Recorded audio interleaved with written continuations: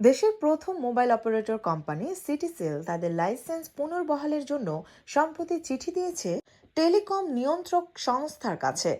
2016 সাল থেকে বন্ধ রয়েছে সিটিসেলের কার্যক্রম। চিঠিতে কোম্পানিটি বলেছে, তৎকালীন আওয়ামী লীগ সরকারের পক্ষে নয় এমন একটি রাজনৈতিক দলের সঙ্গে সিটিসেল যুক্ত ছিল, এমন অযৌক্তিক ধারণা থেকে লাইসেন্স বাতিল করা হয়েছে। এতে বলা হয়, আমরা অত্যন্ত দুঃখের সঙ্গে জানাচ্ছি যে গত 8 বছরে সিটিসেলের মূল company Pacific Bangladesh telecom limited Bangladesh telecommunication regulatory কমিশনের পক্ষপাত দুষ্ট, অপ্রীতিকর ও অসৎ উদ্দেশ্যে নেওয়া সিদ্ধান্ত ও মূল্যায়নের শিকার হয়েছে। চিঠিতে আরও বলা হয়, এছাড়া বিটিআরসি তার ক্ষমতার অতিরিক্ত ও অপব্যবহার করে স্পষ্ট বৈষম্যমূলক উদ্যোগ নিয়েছে শুধুমাত্র এই অযৌক্তিক ধারণার ভিত্তিতে যে পিবিটিএল এমন একটি রাজনৈতিক দলের সঙ্গে ঘনিষ্ঠ যারা তৎকালীন সরকারের পক্ষে ছিল না।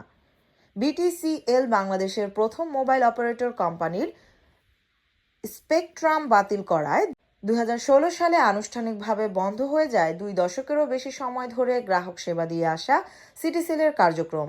সময় মতো বকেয়া পরিশোধ করতে ব্যর্থ হওয়ায় 2016 সালের অক্টোবরে নিয়ন্ত্রক সংস্থার একটি প্রযুক্তি দল ঢাকার মহাখালীতে সিটিসেলের প্রধান কার্যালয়ে যায় এবং কোম্পানিটির নেটওয়ার্ক সুইচ বন্ধ করে দেয়। তখন সিটিসেলের কাছে নিয়ন্ত্রক সংস্থার 477 কোটি 69 লাখ টাকা পাওনা ছিল বলে বিটিআরসি জানিয়েছে। সিটিসেলকে 4 সপ্তাহের মধ্যে 2/3 বা 318 কোটি 42 লাখ টাকা পরিশোধের নির্দেশ দিয়েছিলেন আদালত। সিটিসেল বলেছে, তাদের কার্যক্রম যেন বন্ধ করে দেওয়া না হয় সেজন্য নিজেদের হিসাব অনুযায়ী বিটিআরসির পাওনার 2/3 244 কোটি টাকা তারা পরিশোধ করেছে। এ সময় বিটিআরসির কার্যালয়ে এক সংবাদ সম্মেলনে তৎকালীন টেলিযোগাযোগ প্রতিমন্ত্রী তারানা হালিম সাংবাদিকদের বলেছিলেন, হাইকোর্টের রায়ের সঙ্গে সঙ্গিত রেখে আমরা এই সিদ্ধান্ত নিয়েছি। স্পেকট্রাম স্থগিতাদেশ স্থায়ী, এটি ফিরে পাওয়ার আর কোনো সুযোগ নেই। পরবর্তীতে আপিল বিভাগের আদেশে সিটিসেলের স্পেকট্রাম ফিরিয়ে দেয় বিটিআরসি এবং রেডিও যোগাযোগের জন্য ব্যবহারের অনুমতি দেয়, কিন্তু কোম্পানিটি পুনরায় কার্যক্রম শুরু করতে পারেনি।